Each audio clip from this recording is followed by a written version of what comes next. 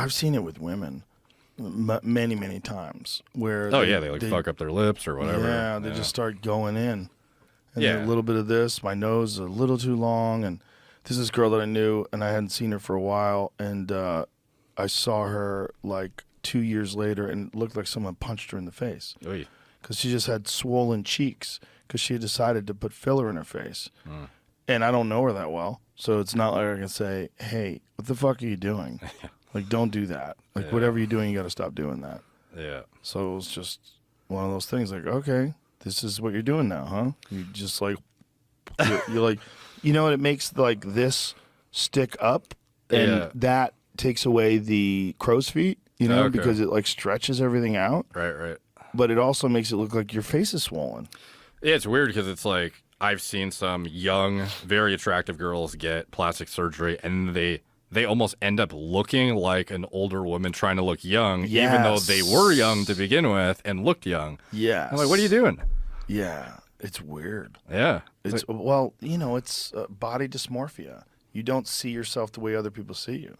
Yeah, by the same token, why do you want to gain a bunch of muscle and take steroids or anything? It could be seen just as fucked up by... I don't know.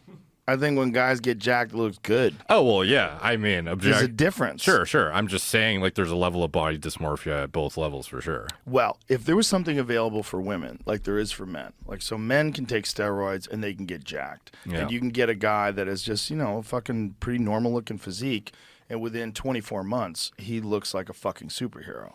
Yeah. Men want that. If there was a thing like that for women where you could take this and instead of like cosmetic changes, you would literally be more of a woman. Because these guys are actually physically stronger, they can move faster, they have more power. They're a different version of a human being than they were before. But women don't have that. They just have appearance shit. You can make your tits look bigger. You can suck your waist in. You can get your ass stuffed with fat. And it's not the same. There you go, Jeff Bezos. Not that he did, but if you could go from that looking like that. Yeah. I fully support his jackedness. I like the way he lives. Yeah. But when you think about if there was a thing like that for women, so you could take a woman who has, you know, like a twiggy body, just like kind of long and thin and not voluptuous, and they could all of a sudden take a steroid that turns them into Jennifer Lopez. Yeah, they would all take it. Yeah, but I think it's less well known and educated about at scale among women, nor do they care to learn about it. They know plastic surgery, they know stuff they see in magazines, they know the celebrities they follow, but guys, we follow bodybuilders and people in fitness industry and whatnot, and it's a bit of a different like exposure, I feel like, but it's actually hard to convince women that getting a muscular ass is better than injecting like fake synthetic fucking blubber. Right. You know? So it's a whole different element of mindset for sure. Well, have you seen the Madonna videos of her on tour now? Have you seen these, Jamie? Here, I'm going to send this to you because it's fucking bananas. Like, I don't know what the hell she is doing, but it is very strange.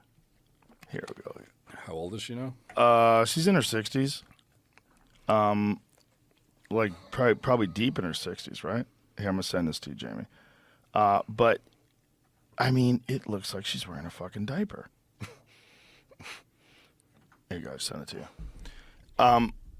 This is something this is madness. I mean, like, she's thin. I bet her body would look good if she just was this 65-year-old woman who's thin and fit. But instead, look at her butt. Oh, jeez. Yeah, what's going on there?